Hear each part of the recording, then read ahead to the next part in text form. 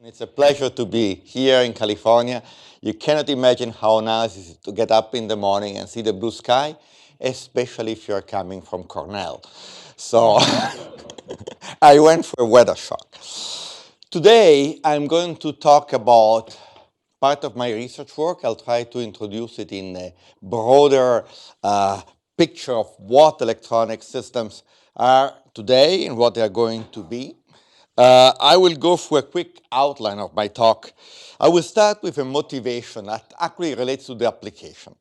That translates into what is Nani doing in Switzerland in general.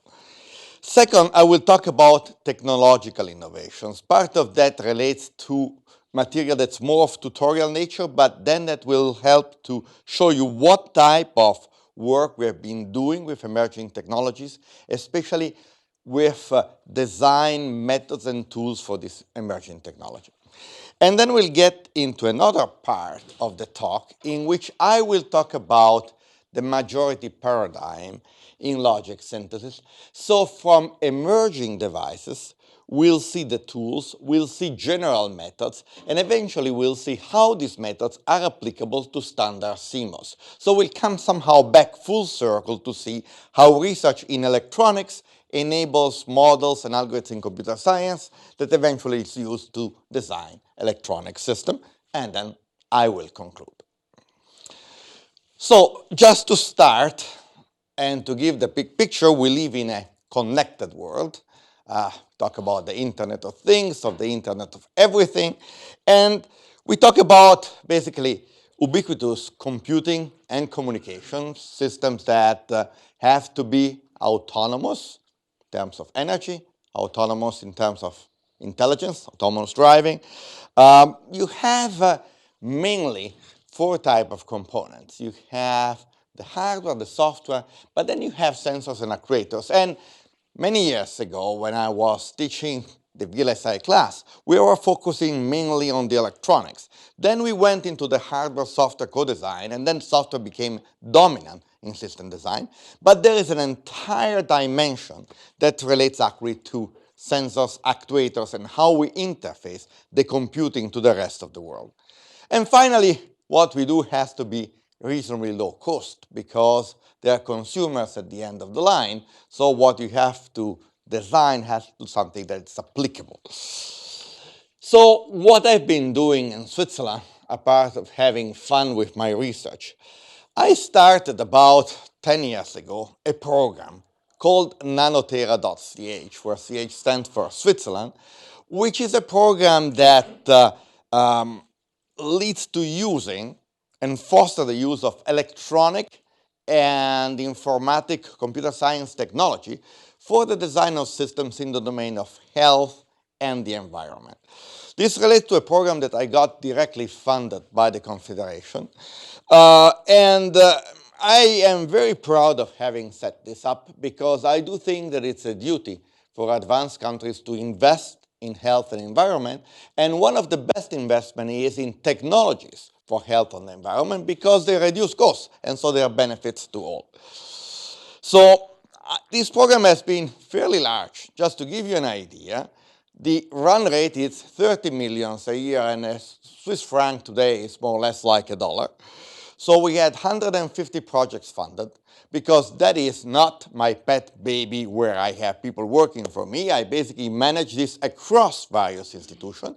And the idea is that when you have an objective which is defined within a call and approved by a body, this objective has to involve various aspects of science. In this case, typically you have the sensing, the computer science, and the electronics part, and you have to create a team. So overall, for these 9 years of the project, about 1,300 researchers were involved, and more than 300 theses has been founded. So it's been a fairly big thing to make the point that electronics, sensing, and computer science is important in Switzerland. That's a picture of Switzerland with the lakes, and you can see the mountains, and I've always been a fan of graphs.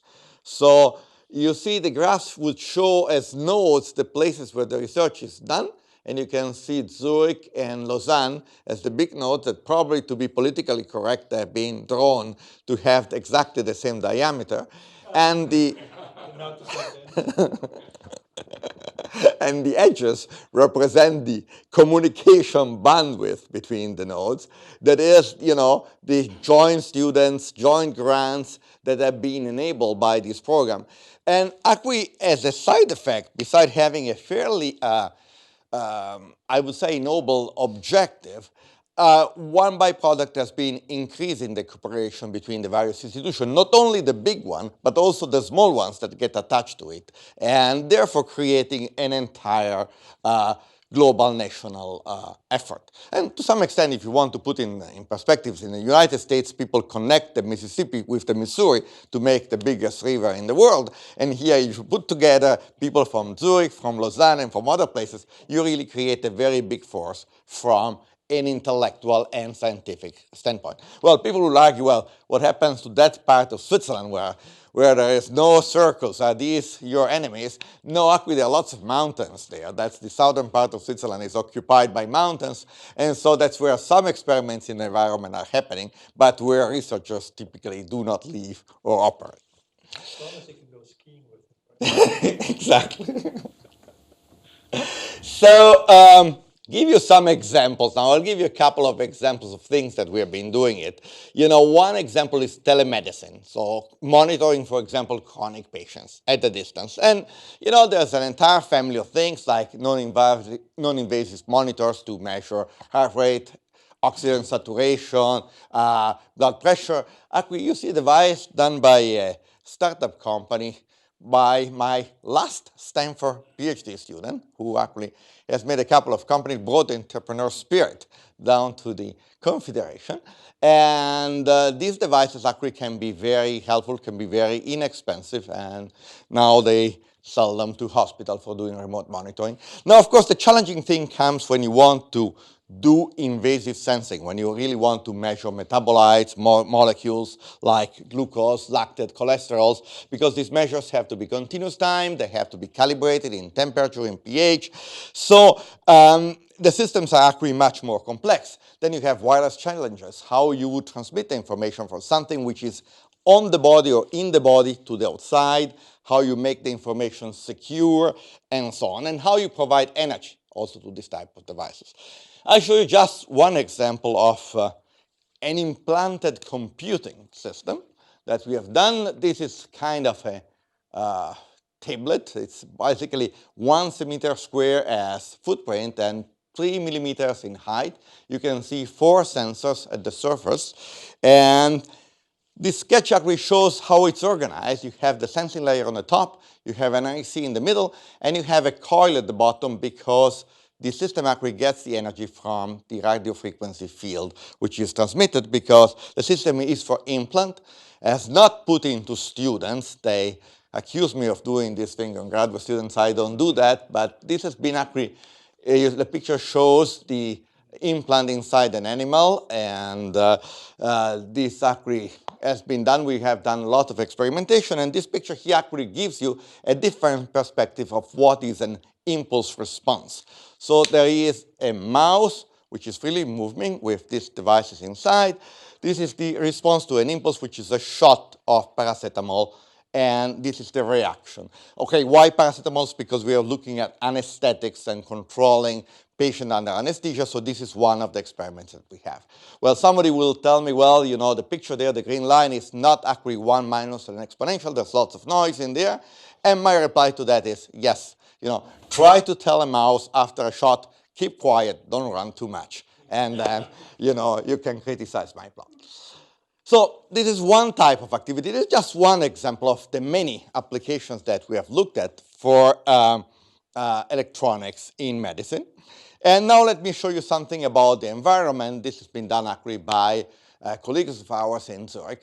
So we start from this picture.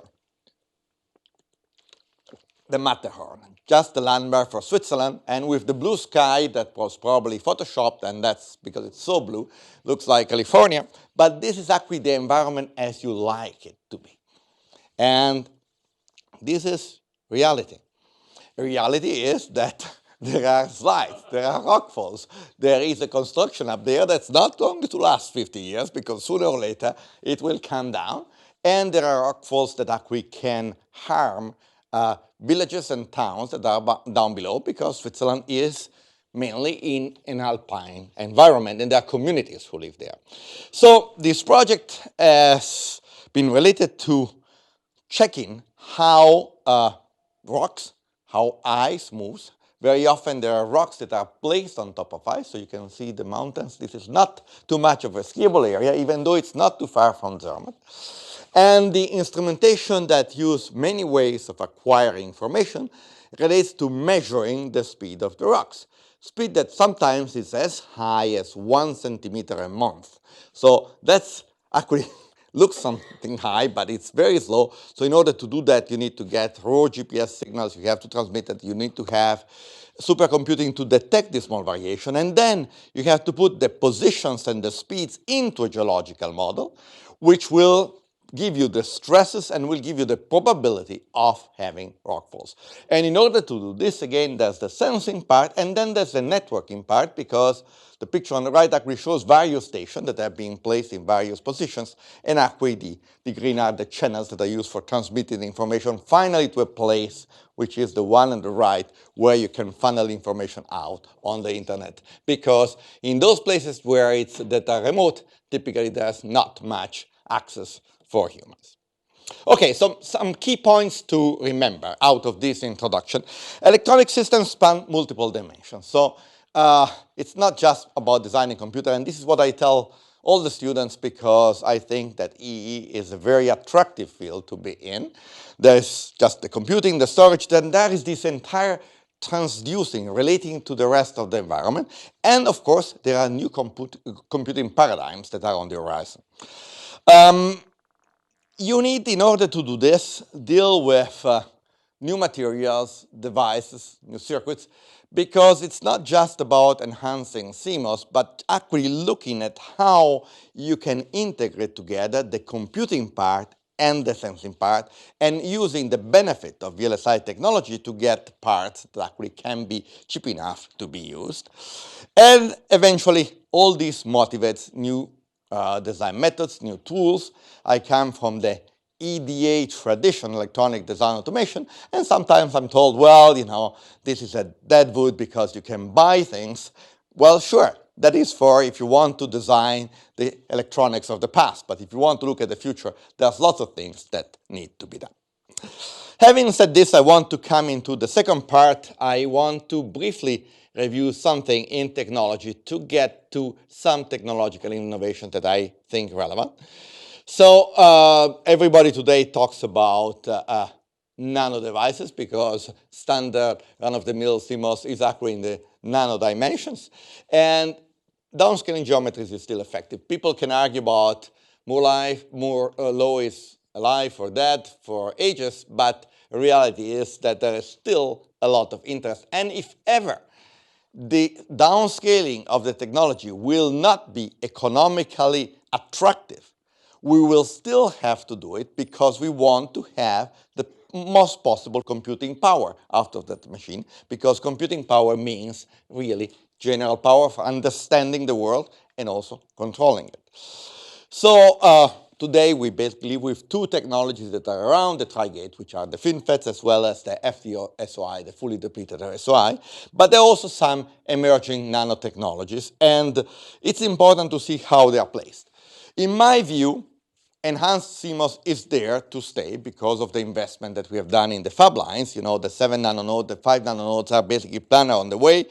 If you look at roadmaps, actually this is a roadmap coming from IMEC, you see this transition from FinFETs to lateral or horizontal nanowires to vertical nanowires, and then these slides actually fade out because you go into the future beyond, you know, this 5-7 year horizon. But my belief is that there are many interesting technologies. One is the nanowires, which is the closest one because it has many relation to FinFETs. The upcoming one after that is the carbon nanotube, and here I'm preaching to the converted about carbon nanotube is extremely important. And then there's also the flatronics, the two-dimensional electronics, which is also extremely important as a technology. For us, the important thing is to understand what are the differentiators and what are the common denominators among these technologies, because if you want to design with them, you have to understand the various angles for designing it and where you would have some leverage. Now, for those of you who are not familiar with nanowires, a nanowire is just a thin part of silicon that can have a cylindrical shape. On the right, you will see a nanowire with the gate. The gate is called an all-around gate. And being all-around, actually, it's better than what you have on a FinFET, where you have the gate on 3 dimensions, because you have a better electrostatic control of the device. And what you want to optimize in the end in this device is the so-called ion over I-off ratio, because you want to have devices that deliver current, and so can be fast, and at the same time, you want to have little leakage when the device is off. Now, how this relates to a FinFET, well, you see a FinFET on the left, you will see a set of nanowires on the right, and also as the FinFETs get smaller, and they will get probably more round, and so they will evolve into this, even though the advantage of nanowires is that you can actually construct them in a way in which you have multiple filaments, one on top of each other. This is actually a picture from our labs of things that we fab. And the idea is that you potentially have many transistors that are in series. And so according to how many of these wires you would connect, you have the equivalent of the low current, medium current, high current drive, as we have in libraries that we use today. Now, future there is, of course, getting these nanowires vertically, but it's a much more difficult beast to handle it, because the fabrication is more complex for the vertical nanowires, but you can think that it's very attractive to have planes in which you have the vertical nanowires, as it's done, for example, in flashes today, and this in parallel with vias, and having therefore some sort of an arrangement. This picture comes from a group in Toulouse, and there are other groups actually around the world that have been working on these technologies. The CNTs, you know, again I'm preaching to the converter, the CNTs, the carbon nanotubes, have the main advantage that the material itself has much higher mobility. So for small devices you can push more current, you get things that are faster, that would consume less energy, and then there are ways of dealing with CNTs, like, you know, done here at Stanford, that allow you low temperature processes, so that actually you can do stacking of various levels of devices. And actually it was remarkable that here the first sort of nanocomputer with nanotubes was realized and into a really functional application. I have a citation of people involved in there. There are not all of them because I don't remember all the names, but this was a major achievement. The next step, in my opinion, if you look at technology, is to use the flatronics, 2D electronics. And this is, again, on top is a sketch from a transistor. This has been lots of work in Lausanne by a colleague of mine, Andreas Kisch, with molybdenum disulfide, this MOS2. And this material actually can lead you to doing N-type, mainly transistors, that also have a very high ion over I-off. But again, we have to put the thing in perspectives. We have FinFET today, we have nanowires more or less today. CNTs, in order to develop on a large scale, will require a few years. Here we're at least 10 years ahead of having devices that are competitive, because these devices, typically with this material, are also fairly big, that is, are today in the order of 1 micron, and people are looking at ways of scaling them down. So it takes time to get things to work properly. Now, coming to innovations, we have worked for quite a while on this double gate silicon nanowire transistor. What's the idea? Is that you have nanowires and you have 2 gates to control them. What they do control? They control the shock junction that you would have an interface. So by controlling them, you can create devices that are either P or N. So you have a transistor that has 2 gates, and therefore you have a bubble which is controllable, and you can get the PFET or you can get the NFET. This is also called electrostatic doping, because you don't need to dope the device to differentiate a P from an N. You can get that possibly at runtime or at configuration time. So you have ways of also building FPGAs. But the concept is, again, that you're bringing the configuration at the device level. And that's along the line that everything in computing has been by soft means to bring configuration to do computing. And you can do that at this level for this type of devices. Actually, more importantly, is that you have a device which basically is an atomic comparator, because the P is actually on when the when a gate is low, so 2 zeros will make it conduct, and the N when 2 ones are there. So you have a comparator, so you can build XORs actually in a very, very simple way. The simplest is to put a resistor on top of it. So these are pictures actually of devices that have been realized. I think the picture down there is quite nice because you can see in green the nanowires and you see one gate in purple. Remember that silicon is gray, it's extremely boring, but Photoshop actually can make the things more attractive and actually can make you color the things. This, you get another color. This is actually the second level on top of that. How big are these? You know, we can actually do them with 20 nano in diameters. They are fairly long, so I don't say that these devices are actually competitive with the existing FinFETs because they take space, but it's an interesting concept to elaborate. And by the way, there's no need to put the polarity gate on both sides. You can put it on one side. There is concurrent work that's been done by colleagues at Dresden that actually use just one polarity gate on one side of the devices. Actually, there are more tricks that you can do with this. You can separate the two gates and actually build a device that has 3 gates overall. And why would you do it? Because in here you can build, by looking at the various combinations, a device that can be on as a P or an N. You can have a device which is off that has a low threshold or a high threshold. Why is that important? It's important because within circuits typically use low VT devices for the critical path where you have to be fast, and the high VT where you have to, these devices tend to be slower, where you need to save power. And actually this can be done, for example, after design by configuring the devices or even in a dynamic way. Now, interesting enough, this concept of doing controllable switching can be applied to some other materials. This is a picture of some work that we did with IMEC about 1 year ago. And here it shows another kind of strange material, which is wolframium tungsten dicyanide. And this comes in flakes. You will see there a flake. You will see the controls. And you will see on the right side in blue the kind of the NMOS type of currents. On the left, the PMOS kind of current. Of course, this is, again, fairly research that still needs advancement. The level of the currents are in the order of tenths of microns, so it's a little bit low, and also the voltage are a little bit high. While with the nanowires, actually we can have devices that switch very well between 0 and 1 volt with really symmetric configurations. This type of research will evolve as we will be able actually to grow this material on top of the wafers, and there will be better manufacturing processes. But anyhow, what's the messaging here? The message is that you can have various emerging technologies that implement a switch controlled by a comparator, and this can be done with nanowires, it can be done with carbon nanotubes that are being worked by various groups that have shown the control polarity of these devices. This is a sketch of the Barisong, which is a Samsung device that actually mixes silicon with graphene. Nanorelays also can come as part of this paradigm.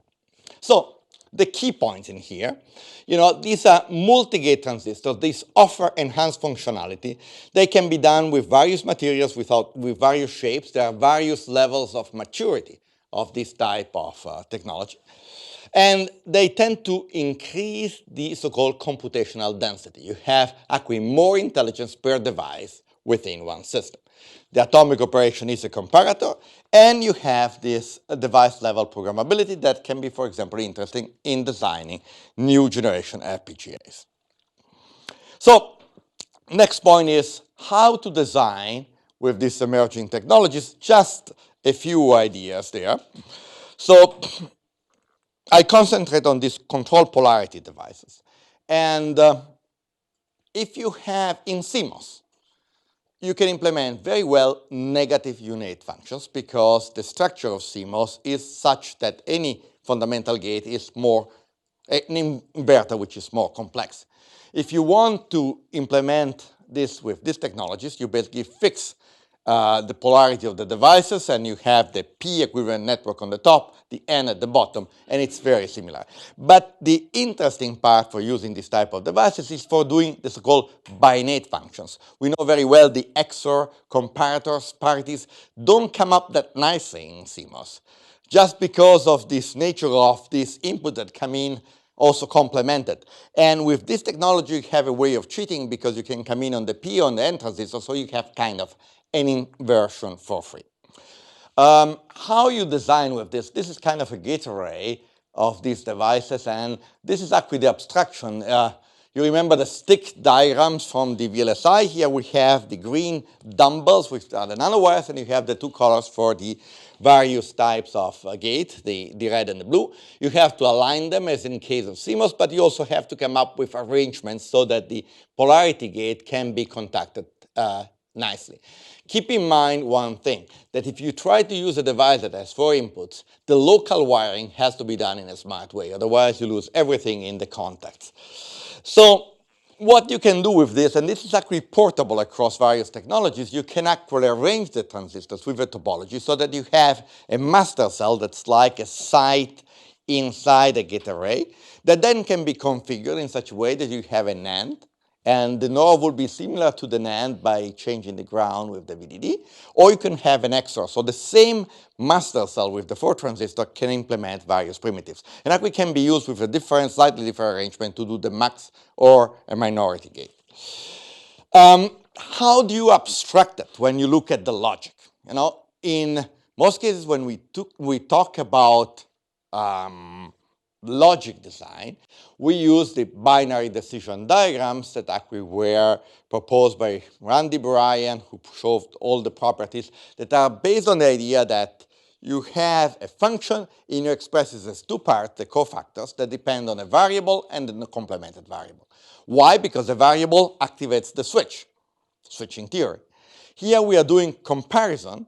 So what we have comparator activated switch. So the abstraction would be the fact that you have 2 variables coming into the node, and the fact that they are equal or they are not equal will make you branch to different subtrees. Again, the fact that 2 variables are equal or not equal actually create an orthonormal basis on which you can do an expansion.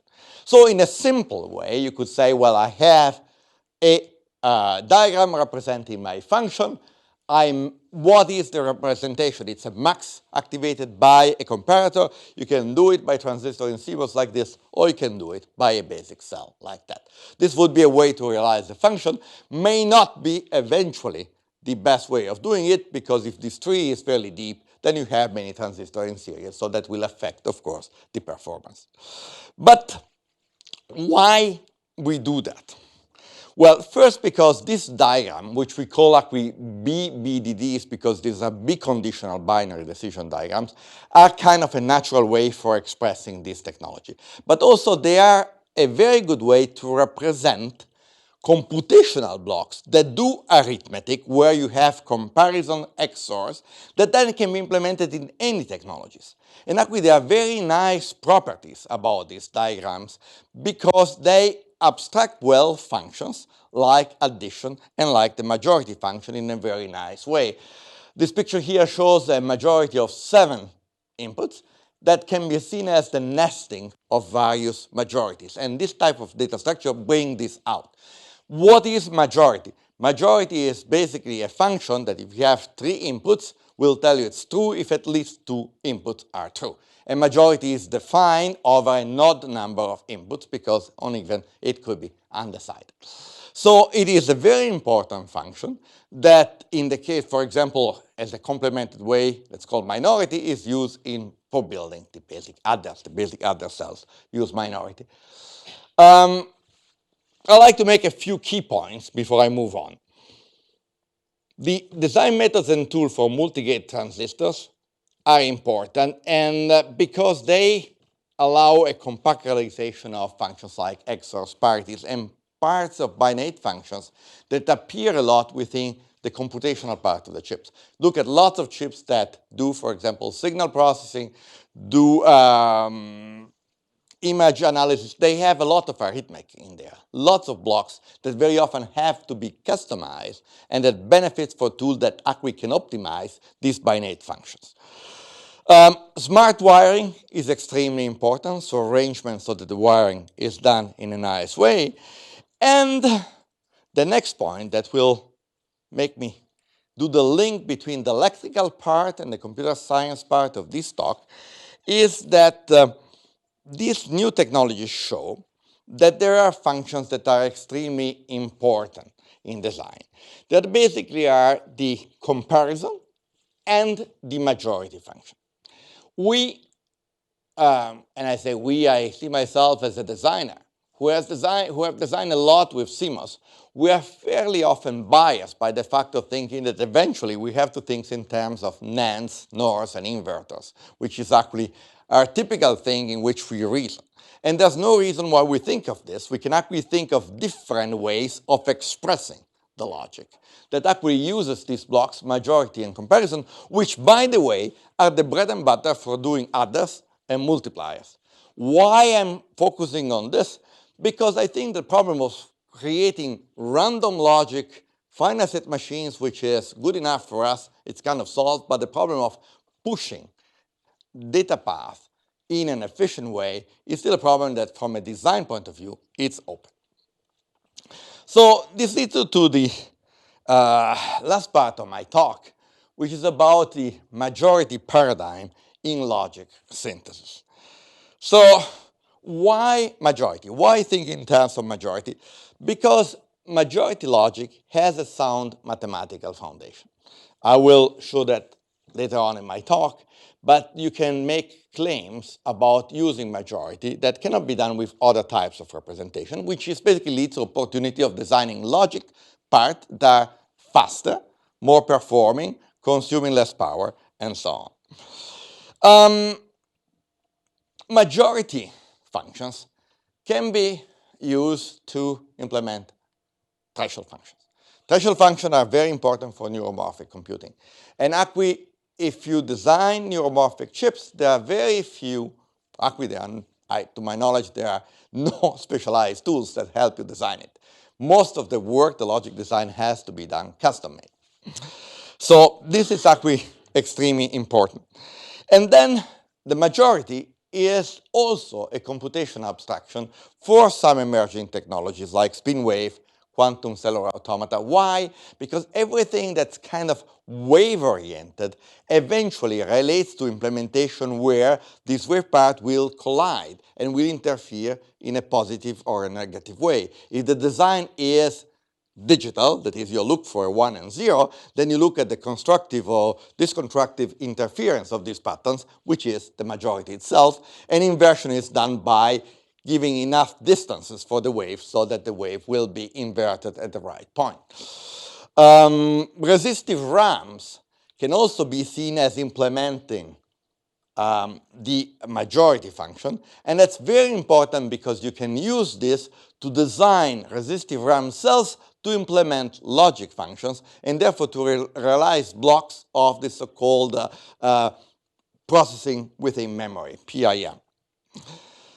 And also, many systems that are used for data acquisition, for, again, the case of health or the environment, have to deal with lots of large data sets. And so also from the hardware point of view, it's interesting to have means of acquiring information as aggregate values where majority plays a role. So how much of this is new? Well, if you look actually at last book of Don, you find this sentence that majority is probably the most important ternary operation in the entire universe. So it's actually very inspiring to start doing some research work and then find out that Don has thought about this 20 years ago. And actually it is true that there was a lot of work on majority that was done in the 60s. Works about mathematical properties, but the use of these paradigms to design has really never put into practice because logic synthesis came out with different types of abstractions. So again, why majority logic? If you take a majority gate and you write it as just a logic function of three variables, A, B, and C, you can see that this is just a generalization of the AND OR. If you set a bit to 0, you get the AND. If you set a bit to 1, you get the OR. And so we are back to the same concept that I was showing you before of having gates that can be programmed from a higher level, that could be software, that could be firmware, to give them a specific configuration. Then the next point is that majority logic will unlock optimization that are not apparent before. I will show you by example, and I will show you why that is from a programmer point of view. So that's an example. If you have AND OR logic and your possibilities are just to rearrange this AND OR operator, this function here can be optimized like this. While if you map into majority, it will become much smaller. Now you can argue, well, sure, that's fun, you show it that smaller, but then you have to map it into logic gates, and so in the end, you're going back to the same thing. Say no, because if you take this function and you take a library, I'm taking the genlib from MCNC, which is a public library, then you can say, well, these are the two representations. I map this into lengths and inverters, I get this netlist. I map the other one, I get a smaller netlist. Actually, look the area and the delay. And the area is actually much better for the first implementation. And the delay is the same. But then I could say, well, there's a missing part in this genlib. There's actually not the minority gate, which is a gate that appears in many libraries. And it's not that complicated. So if I add the minority tree gate, which is the majority inverted in the output, then I will get this realization that actually has smaller area and smaller delay. So this is what happens on one example. So let's try to generalize this. So we want to have good and scalable models for manipulating majority logic. The idea is to use majority and inversion as a representation. So the state of the art today in logic synthesis is to use the AND OR inverter graphs. This has been evolution from the first models using logic synthesis by Brailton, by Trevelyan in the Yorton project, then in MIS SIS, but this is actually what is used. That then it's based on the traditional Boolean axioms. What we want to do is actually use a different abstraction, what you call MIGs, which are not Russian fighter planes, but it's majority inverter graphs. And that has an associated algebra, which is Boolean. So what is a graph like this? It's a simple abstraction. You have a graph. To make things simple, I keep majority of 3. So you have nodes that represent majority, and then you have edges that represent dependencies. You can have bubbles. Bubbles would be the inversions that you may have. Well, in this talk, I talk only about majority 3. All this can be extended to majority 5, 7, and so on. There is the relative theory, which is available, and actually which in part is fairly new, and we are proved. So what are the properties of these MIGs? First, that all AND OR invert gates graphs can be mapped into MIGs. Why? Because, of course, if you have an AND or an OR, that corresponds to a majority gate where an input has been fixed. So this is a more general representation. And how you manipulate it? Well, you can actually determine some axioms that define majority starting from basic principles without having to go through ANDs and ORs, based on a few properties like commutativity. Well, if you have to vote, it doesn't matter, when you vote, but it matters that what is the count. There is the majority property, which is actually extremely important, that if 2 people agree out of 3, they win no matter what. If 2 people disagree, it's the third person who wins because the 2 annihilate. And then there is associativity and distributivity. But then there's another property which is extremely important, which is the inverter propagation. That is, in a graph, you can get the bubbles float. And actually, this is more general than inverter propagation. Actually, XORs can propagate through majority. So you can imagine of graphs where you have the 2 major constituents, the majority gate and the XORs, and actually somehow, said in loose terms, these 2 operators commute. That is, you can shift XORs before and after the majority. Is this important? Well, in some cases, it's very important because if you use advanced technologies that allows you to do inversion in some place or not, like for example, in the case of QCA, you have a specific price that you pay for inverters, then it's important to reduce this number of bubbles that you have in the graphs, and it can use the property that this can float back and forth. Now, define these axioms well. You can prove that this algebra is a Boolean algebra. And you have actually these two specific properties. This is the only theoretical slide that I have in here. That the Boolean algebra with this axiom that I've shown before is both sound and complete. What does it mean? If a formula that is an MIG can be derivable from the axioms, then it's valid, and vice versa, each valid formula is derivable from the basic axiom or a combination of this axiom that can give you transformation rules. So what does this mean in practice? This means that if you are designing a system where you have majority inversion, the system has a reachability property. So assume you have a circuit and you have a configuration. This is the connection of the various parts. And assume that here you have the best implementation of the circuit. Then there is a path from A to B. So there's a way of reaching one part from the other. This is extremely important. It does not solve the problem of how to find the path. The problem per se is still intractable, MP something. But you know that there's a path, which is important because, one, we're going to have better and better computer in the future, and even doing exhaustive enumeration may be important to find the best solution. And second is that you may focus on circuits that are small enough for which you can achieve actually the optimum solution and get out of heuristics. Conversely, you can show that other representations that are used today, like N-inverter graphs and other models of logic functions that are not really functions but are diagrams where various functions are connected together, do not have this reachability property. So no matter how much power you throw in, then you will not get possibly the optimum. So eventually, tools that are designed with today's technologies will not get better as computer will get faster, but they may get stuck into local optimum.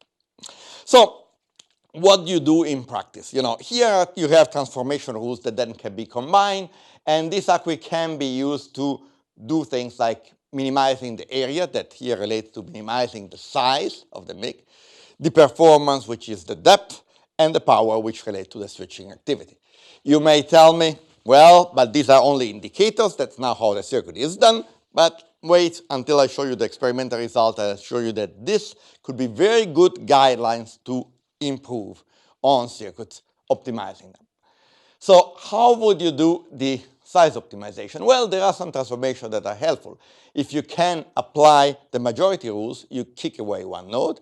If you can apply the associativity, the distributive rule, also you will kick away one node if you do it from right to left.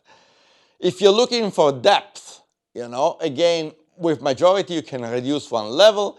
With associativity or distributivity, you can reduce one level, and all depends on what is the variable that arrives last. Of course, you have to have a circuit, you have to look at what is the depth, and of course, if a variable relates to a signal that arrives last, you want that to pass through fewer stages, and so you can use this rule to restructure your graphs.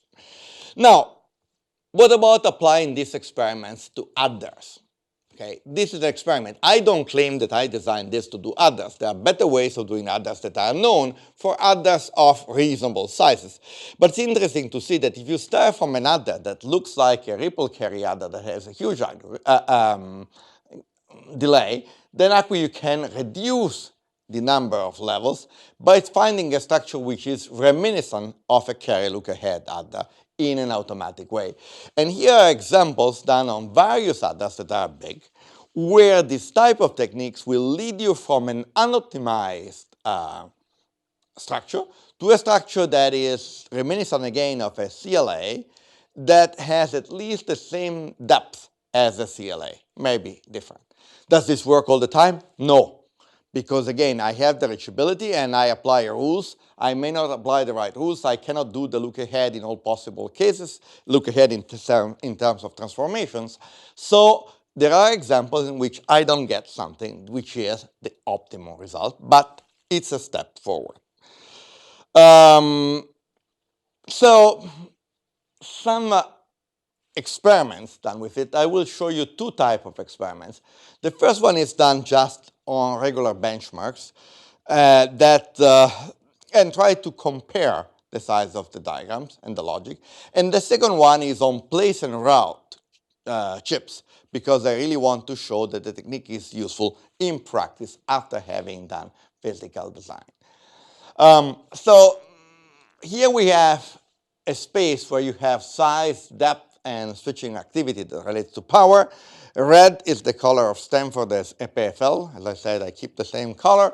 And blue is Berkeley, and the BBDD methods are basically coming from the work of Ciesielski. It's Amherst, so I put gold because I don't know exactly what is the color that they use at Amherst.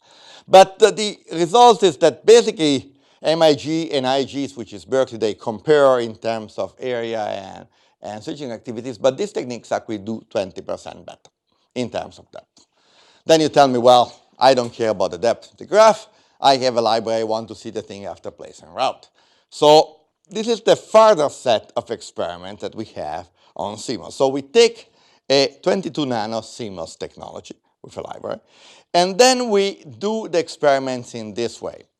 We have the benchmarks, and we run them through a commercial synthesis flow, logic synthesis and physical design. We save the results. Then we take the same benchmarks, we run them through the tools that map into majority, they do some optimizations, and then you go again through these commercial tools so that with the same library you do the logic synthesis and physical design. And these are the results that you get in aggregate. You basically have a reduction of 15% of the speed of the delay with a reduction which is small in terms of area and switching activity. The script was set up for optimizing the delay, so that's what we get. But at least this shows that we are not losing in area or power. Now, and of course, the circuits were formally verified to make sure that we actually were doing the right thing. One can argue then, well, you take a very well-structured circuit, like, for example, a 32-bit divisor, and see if this would work. So this was done on a different library because that was what we had available. So we have the behavioral part, we have the thing written with MIGs. This is just a Verilog rewriting of the graphs. And here you will see that you have the area delay and gate counts, and the delay goes down again by more or less 15%, it depends how you look at that, and area and gate count goes down. So actually this is a proof that this type of technology can help in reducing significantly the delay of circuits after having done the mapping to a library. Now, getting back to the general picture, this is about CMOS. So these techniques that were originally thought for emerging technologies, are they good for these emerging technologies or not? Well, now, of course, this is very hard to prove, because when you talk about these emerging technologies, there are no benchmarks that you can compare against. That's why actually the strongest benchmarks are the one by going back to the CMOS that we know very well, because we can compare. But it's important to know that majority can abstract very well devices like spin waves and spin transfer torque devices, as well as QCA. And we have an arrangement to work with IMEC on these technologies. They actually do the devices, we do the tools, and we help IMEC to understand how these devices, once connected together, will perform. And of course, also this applies very well to resistive RAM that actually do implement the majority function of the two electrodes on the side and the previous state. So you can see a resistive RAM as a finite state machine with one of these inputs being complemented. Now, some results on this. I don't want you to read this table, which is extremely boring. The only thing is the bottom line in the circle that shows actually that our techniques actually do better with timing for these spin wave devices done at IMEC. Now I show you a design that was done actually with the double gate silicon nanowire FETs on the divisor again. So this again is projecting a library that will implement these double gate devices. And these are the results that we eventually get. Timing goes down by again a factor of about 15%, but in this case with an increase of areas and gate count. Why? This is hard to say why, but of course if you're pushing the envelope in one direction, very often you cannot control it in the other direction. But still, this is fairly interesting. So let me come to some key points again. So the first is that majority inverter graphs and the Boolean algebra can push further the capabilities of more modern logic synthesis. So the tools that we have today, the basic structure of these tools is not the possible best structure that we have. There's still innovation that can get the results in a better way. And there are significant improvements on general benchmark, but also for highly optimized units, like, for example, the device of 32, as compared to commercial tools. And they give support for emerging nanotechnology libraries. What is the next step? The next step is what sometimes I call the secret weapon. This is work that is actually being carried forward at EPFL in collaboration with other sites like Berkeley, like the group in Bremen, and that relates to the use of formal methods for doing exact logic design. And what is it? Well, you can take logic functions, you can take a library, you can set up ways of formulating the problem as a SAT problem and use powerful SAT solver to see whether, given a network, you can do another network with a fewer number of gates. So this actually has been done, has been published last year, and there is fairly interesting results related to that. Of course, you cannot do big functions. You can do functions that relates, for example, to 5, 6 inputs. So what? You will say, well, the networks that we have today are much bigger. Well, you can take a network, you can decompose it in lookup tables, for example, using Kong and Ding's algorithm, it's well known, and then you would just optimize the best network for the sub-blocks. And then again, you check the result. And you can show that once you do place and rows, you're still gaining compared to the techniques that we have today. Now, the next step comes to the research, which is in progress, that I cannot describe in detail, which relate to doing the same thing for delay. Now, trying to do exact synthesis for a function for delay is more complicated because once you have a block, you not only you have the function, the library, but also you have the profile of the inputs that arrive. That actually can be an infinity of configuration of the inputs that come in. So it's a question of actually characterizing the problem in a smart way so that you can come up with the best implementation for a specific profile of inputs. And again, how would you do that in practice today? You will do it by decomposing a network into blocks and then getting the best implementation for timing and stitching up the various parts with the hope that in the future, with better tools, you can do them for networks that are significant going from inputs to the output. I think I've covered a lot of ground. I'd like just to come to some conclusions. First point is that emerging technologies with enhanced functionality devices, like for example, transistor with 4 inputs, can increase the computational density. So it could be a way actually to, in parallel with scaling, but to be able to build systems that are more performing under other types of constraint that can be manufacturing constraint, for example. Now, as soon as you get into this enhanced functionality that touches the logic level, then you would need new design methods, new design tools, synthesis, verification that stem from these new abstractions. That is something that has to be kept in mind. And the third point that you have to remember is that the current logic synthesis as done today for CMOS is based on specific heuristics. There are ways of improving these heuristics. There are ways by going to logic models that have some properties, like the reachability property, and eventually coming up to methods that can be methods that are exact in solving that. The path is still long, but computers are getting more and more powerful, and actually techniques that were unthinkable in the past, like for example solving exactly the two-level logic optimization problem, are today something that can be done for most of the benchmarks of engineering interest. I'd like to close by thanking you for your attention. Thank you, my sponsor, which are the European Research Council, ERC, Nano-Tera, as well as the Swiss National Science Foundation. And then especially thanking these people, which is my research group, the people who actually do the work, and while I'm traveling and giving talks. But it's a group that I enjoy very much to work with. So thank you all.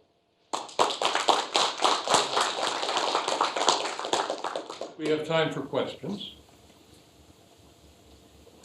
Everyone's Yes. So what is the status of the or availability of your tool, Majority-Inverter Synthesis tool? The majority tools are available. There's a set of tools that are available on the net. There is a way of getting that made available to the research community, and you can play. Okay. I think it's an amazing piece of work that you've done here to have put together a team together in relatively small number of years. They're doing very interesting work here. Then as time flies, you know. I always think when I come here, sometimes I get to the airport, I say I drive home instead of driving to the hotel. But I've been actually away for 12 years. Has it really been 12 years? Yeah, it's been 12 years. Time flies. Since I taught the last 271 in this room. Yeah. So do you think that there's going to be a shift now towards XOR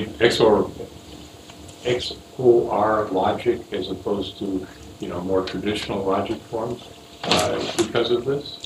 I think it's a very interesting thing to keep under control because the work on logic using XOR sum of products goes back to Moorga, to Sazao, and there's a lot of work being done on that. But it was always limited by the fact that we were using CMOS type logic. And now the fact that we are bringing new types of technologies, that could be actually not only a differentiator, but a reason for these technologies to be. Because if a new technology can implement the same thing that you can do in CMOS, most likely because of, one, amortizing the CMOS lines. Second, because the design tools and flows have been perfected for CMOS, then this technology will never come up. But if you can do some parts, like computation, in a better way, this becomes fairly interesting. Because in the end, the appetite that we have for computing, it's like potato chips. They are never enough. Yes? How long do you think it's going to be before we see nanotubes in mass-produced commercial products? Well, for nanotubes, we have the experts. Yeah. I talked to him. I'm bound to. He wants a different opinion. Okay, let me. I'm trying to get okay, I'm making my wide guess. Yeah. For commercial products, I think, okay, we are in 17. I think we'll see nanowires in various forms from 20 to 25. We'll see products with CNT from 25 to 2030. Okay, I would say that we'll see the nanowires from 2020 to 2025, and the nanotubes from 2025 to 2030. It's a wild guess. She agrees. I always agree. But what would be like the first applications? Because it's not going to be massive adoption suddenly, right? You're replacing one technology by another, or complementing it. What are the most likely applications? Nanowires and nanotubes. Well, Logic. they are different. Okay. Well, no. Let me try to answer it in a good way. They are logic, so they can be applied for general computing. Nanotubes have the advantage that there can be really a big step up in terms of speed because the mobility inside is much better. And if you really go to 3D integration, that CNTs, there are ways of layering it up at lower temperatures, which makes it reasonable because the CMOS-like transistor that has been layered up like Letty has done, It's always tricky because of temperature. You can really have good vias. You have to use tungsten and whatever, and in the end, you have resistive paths that kill everything. So there you have an advantage. Then there's the fact that both CNTs and nanowires have very good support for sensors. So if you have top layers of systems where you have these CNTs or nanowires, which are functionalized in order to be able to capture, for example, biological agents or gases or other chemicals, this gives another reason why you're doing that. Let me put the thing in a totally different perspective. If you go to a hospital and at night, with a screwdriver as an engineer, you open up one of those boxes, that cost a lot of money, you will find out that they look like transistor radios of the 60s. You have all these discrete components that are put together. Well, not only the hardware is like this, but the software is always like this. It's all proprietary software. So if you have something that costs a lot of money, you would like to add a feature there, you cannot do it because they will never let you do it. It's a captive market. There, the big thing is to be able to bring in the benefit of integration, as we see, to integrate the sensing and the computing part, and suddenly the price will drop. And so you will have things that will be applicable to the wide market. There are many wild ideas because, the market will not be driven. Market sometimes is driven by consumers. There have been application thoughts of having, sensors on top of a cell phone so that when somebody goes to the beach and puts on a cream, then you can actually scan it and see if you're going to get a tan or you're going to get, skin cancer or you don't get enough sun. So these are applications actually are very silly, but maybe driving the market. So the fact of getting electronics that combines with sensing that can be used by many people. But but also breath analyzers where you have gas sensors that can be combined very well with CNTs that can be very useful because you at home, you can just make a small test. And that's not only just to convince your spouse that you didn't come home drunk, but it's also a way to detect, from the smell if there's something going on that could be bad. So I think that, these are the things that can lead to the switch of paradigms. Some other question on this side? Yes, please. With the majority gates, can we build, in general, more efficient multipliers and adders? Is that? Yes, absolutely. Of course, you need to have inversion, but because that's actually the underlying mechanism. It's kind of a distortion to take those kind of circuits and then map them to Nance NORs. Can we also do some sort of multi-valued logic with it? Because you talked, or no, it's still binary in that sense. Well, it's different, If you go to multi-value circuit, typically abstract by algebra that are not Boolean. But there are trade-offs, width versus levels, You can actually map some multi-valued problems in the problem where you have more inputs into a majority. That could be a way to implement threshold functions, for example.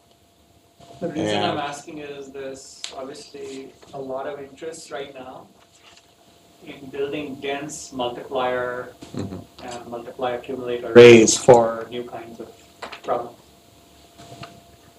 in the market. No, my answer is related as to multi-valued logic. There, I don't have an answer. I would imagine that it is very interesting. I would imagine that underlying algebraic properties will be different, but really worth investigation. I have a question. Yeah. What about fault tolerance here? We're adding in, well, it's an unsolved problem in most spaces, but majority logic seems like it might be very fault tolerant and very sensitive to failures. Well, if in election there is majority fails. We have examples where that's in fact been demonstrated. But in any case, is this something which is amenable to building systems that are much more, I guess, anti-fragile is the right word, because not resilient, but where errors are at least not totally destructive.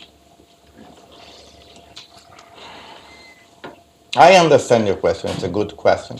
Probably it has to be made more specific, in order to get an answer. And I don't have an answer handy on it. But I would tend to think intuitively that if you have lots of data and you rely on majority very often, that could be a way of aggregating data and could be a way of tolerating some noise in the data.